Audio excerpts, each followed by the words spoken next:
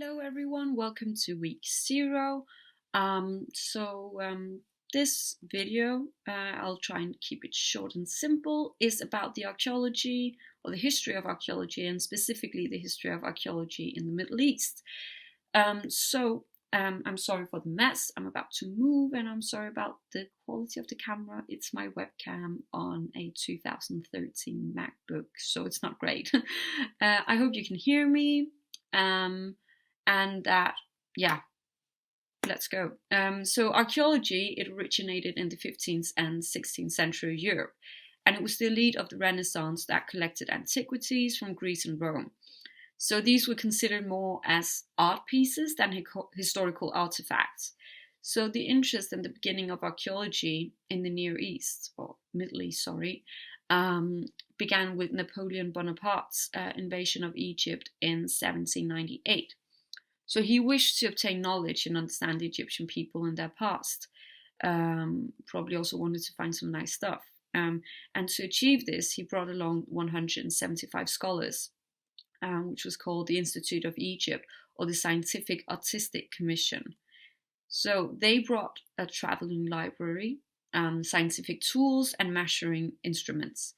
And this expedition led to the publication of the illustrated book Description de l'Égypte, Description of Egypt, in 1809. I'm sorry about my French. The book was partly reason for this Egypt mania that is known from the 1800s. It's unwrapping mummies, like at private parties you would have a mummy and unwrap it, dressing up as pharaohs and building monuments, gates, etc. in the Egyptian architectural style. And mummies in Egypt, they kept on being a big theme when live film was invented, and it really still is today. So on this expedition Napoleon had, the Rosetta Stone was uncovered, and this is a very important finding because it actually helped us understand ancient Egypt's culture and society better, because we started to be able to read Egyptian hieroglyphs. So it was there's 3 languages on the Rosetta Stone: it's Demotic, Greek, and Egyptian hieroglyphs. And in 1822, Jean-François Champollion, he deciphered it, and it helped us a lot. So this fascination and conquest of Egypt that Napoleon did, the treasures also, it led to this increased interest in the whole of the Middle East, from the European countries and the United States of America. So by the 20th century, there was a kind of competition between these countries, kind of a race to find the most treasures. The obsession with treasures and mummies, that meant that up until very recently, the understanding of ancient societies in the Middle East have been very one-sided. So it has been more interpreted from the elite's point of view and not the common population. So, been more obsessed about the kings and queens and not so much the person who built the pharaoh's pyramid, right? And this race of getting access to treasures meant that the consideration for careful excavation and recording, it was not taken. So it actually wasn't uncommon that explosives were used to get access to sites and treasures, to blow up places to get your treasures. These excavations and retrieval of valuable artifacts was largely sponsored by museums. Some of the most well-known archaeologists who were eluding sites are Giovanni Battista Belzoni, who worked in Egypt, and then you have Henry Layard, who worked in Iraq, and he is especially known for the site of Nimrud. To stop these extreme looting of sites and the destructive process in which they were obtained, government-linked departments of archaeology was created. So from France, Auguste Mariette, he founded the Egyptian Antiquities Service in 1958, and he was responsible for stopping the looting. He established the National Museum in Cairo, and he prevented antiquities from leaving the country unless they had a license.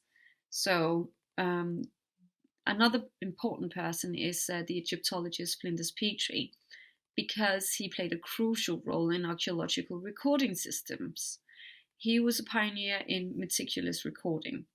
He traveled to Egypt in the early 1880s and he studied the Khufu pyramid, so the Great Pyramid of Giza, and was the first to meticulously record the principle of the construction of it. And his report concerning the architecture of Giza, the pyramid in Giza, is still used as a basis of observation in this area to the precision, because of the precision and his methods. And he is also very well known for using ceramic vessels from the Nakada cemeteries to create a relative chronology based on ceramic seriation. So the seriation is, in archaeology, a relative dating method where artifacts or assemblages from several sites in the same culture are placed in a chronological order. And today we have what we call absolute dating, which is, for example, carbon dating. But when this cannot be applied, we use these relative dating methods. So seriation can be used for dating, for example, pottery shards and stone tools. Also Nakada, as mentioned, is also a period we're going to discuss during this course. And the way he did the ceramic seriation is by arranging pots in a stylistic order and assuming that one end of the order was early Nakada style with various stylistic changes marking the passage of time. And this method, as I said, we still use it today. And the Nakata culture was pre-pharaonic culture. And with this kind of investigation and the focus on the prehistoric remains of Upper Egypt and the Delta, Petrie and later his colleagues, or his later colleagues, were able to demonstrate a long evolution of the Egyptian Neolithic and pre-dynastic society. And these were not really the most common periods of interest in the Middle East, since, well, we don't have big tombs in the same way, or big pyramids, so not so interesting, right? The systematic approach that Petrie applied was developed in excavations in the 19th and 20th century, and it was developed during the extensive excavations of tombs, for example, Tutankhamun's tomb by Howard Carter in 1922, and the Royal Cemetery of Ur, which is Sir Leonard Woolley, during 1922 to 1934. And the discoveries now focus not only on retrieval of the valuable artifacts, but also on architectural recovery and the great art you could find. In 1920, Iraq established its first antiquities laws, which then was followed by the founding of the National Museum in 1926. And Leonard Woolley's excavation of the royal tombs at Ur led to the recovery of the Sumerian civilization. And it was first established by finding of its writing and later the cities. So the Sumerian civilization was established to having the earliest evidence of writing in the world and as the earliest true urban society. Discussing Middle Eastern archaeology is a difficult topic, and we have to discuss politics too, actually. So with the fall of the Ottoman Empire, Western powers increased their presence in the Middle East, and it was France and Great Britain who divided the countries between them. So Transjordan, Palestine, Iraq, and Egypt, they were under British mandate, and Syria and Lebanon was under French mandate. So this meant that France and Great Britain, they controlled the countries, and as such, they had a say in the excavation and the fate of the artifacts. So antiquity laws has over the years helped to protect looting, selling, and obtaining artifacts. And they have also helped countries around the world to claim their cultural heritage back from foreign museums. And a fairly recent debate about this is the return of cultural heritage of the Elgin marbles or Parthenon marbles. And the marbles, they were originally part of the Parthenon, in Athens, and they were looted by Lord Elgin in 1801 and were transported back to England in 1803. And they have stayed in England, but Greece have for decades demanded to get them back. And in 2013, UNESCO actually got involved in the dispute and tried to solve the situation. And England and the British Museum, they're saying that the marbles, they're part of a shared cultural heritage which transcends political boundaries. And this actually does raise an interesting question about cultural heritage. Who does it belong to? Because it was a British guy who brought them back to Britain, but they are from Greece and it was Greek people who made them, probably, right? So who, do they belong to? And a further development in this particular case is that with Brexit, Greece was actually demanding the marbles and sculptures to be returned as part of the negotiations of trade deals between the UK and the EU. And the argument here was kind of reversing the UK's own argument that since the UK is distancing themselves from the EU and in a sense Europe, they're kind of distancing themselves from the common European history. The problem of these marbles still hasn't really been resolved. And for the Middle East, to get back to that, we have the issues of the ongoing wars in the region, of course. And the wars have resulted in the destruction of ancient cultural heritage, especially the destruction of Palmyra and Nimrud has caught the media's attention, and so did the destruction of the Lamassus, the human-headed winged bull deities, statues at the Nergal Gate, and the destruction of statues at a museum in Mosul by ISIS. And destruction of cultural heritage in wartime is actually illegal. It's a war crime. And I don't know if you remember when World War III almost broke out in 2020. It became a very hot topic, actually, because former President Trump, he tweeted, "Let this serve as a warning that if Iran strikes any Americans or American assets, we have targeted 52 Iranian sites, some at a very high level and important to Iran and the Iranian culture. And those targets and Iran itself will be hit very fast and very hard." So yeah, as I said, the cultural heritage, it's protected by several laws which deems destruction of them as war crimes. And when these wars, hopefully they'll end soon, the question will come about this cultural heritage that is residing in other countries. Should it be returned?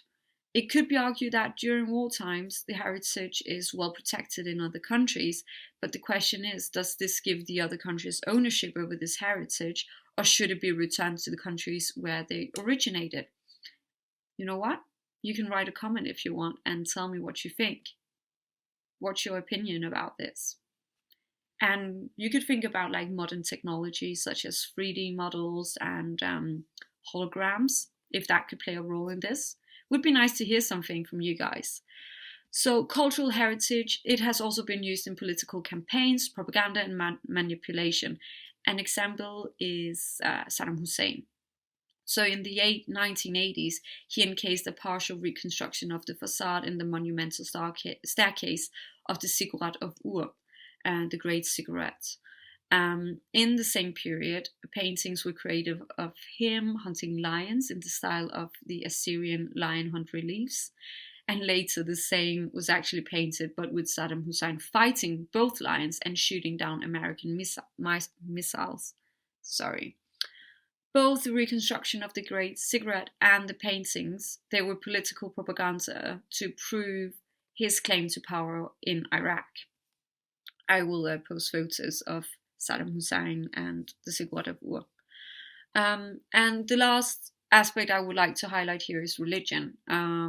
So this especially ties a bit back to the ongoing civil wars and wars in general, which are political, but where religion is used as a means of asserting control. And also a bit like the Israel-Palestine conflict too. So wars against extremist terror groups in the Middle East of great damage to people and to the cultural heritage. So we have groups such as ISIS. They're not just destroying the cultural heritage for the sake of destruction, but it's also doing so to wipe out the region's prehistoric and historical past, especially before Islam, and in that way take control over history and the past. So it is done in the name of religion, but as we know, and as has been seen throughout history, religion has been used for control, to control people and control, everything. um, and as I mentioned, Israel and Palestine is also an ongoing conflict, which is about religion but also culture. So archaeology and excavations in Palestine today is close to non-existent unless it is under the control of the Israeli state. So an example could be the excavations in the West Bank. In the West Bank, the Israeli military has an archaeology unit and they're responsible for most of the excavations here. So there's an agreement between Israel and Palestine about the status of the West Bank and the artifacts that are recovered here. It is the agreement says that claims to the archaeological artifacts are to be negotiated in eventual future peace talks. Though the question of ownership of cultural heritage in this geographical area is actually unresolved, the Israeli military archaeology unit, they continue the excavations, and the finds they're sent to Israeli universities and museums. So in that sense, it could kind of be argued that they are, in a way, taking ownership of the artifacts by this action. Could also be asked that if we just leave them, if we don't excavate, would we lose something? The claims to the heritage, they're not only politically motivated, but also religious. So the question of who the cultural heritage belonged to is not just between the two countries, but between religion. So you have Zionists and very Orthodox Jews. They will argue that their heritage in the region goes further back than the Muslim and Arab. So they have a greater claim to the heritage and also the geographical area. Then you can also argue that should that be a claim to because you lived there thousands of years ago, can you then claim everything that has happened in the last thousands of years since you left, or were driven out? So, and you could also argue that actually the Arab Muslim population and the Arab Jewish or just Jewish population is actually descendants of the same ancestor, basically. So maybe they both have the same claim. So this has been interesting. I can see it's almost 20 minutes. I will put some sources and suggested readings, and I hope you endured this lecture. Again, sorry about the quality. I hope this was interesting. I hope you understood what I was saying. Please, any questions, anything, let me know. Have a really nice day.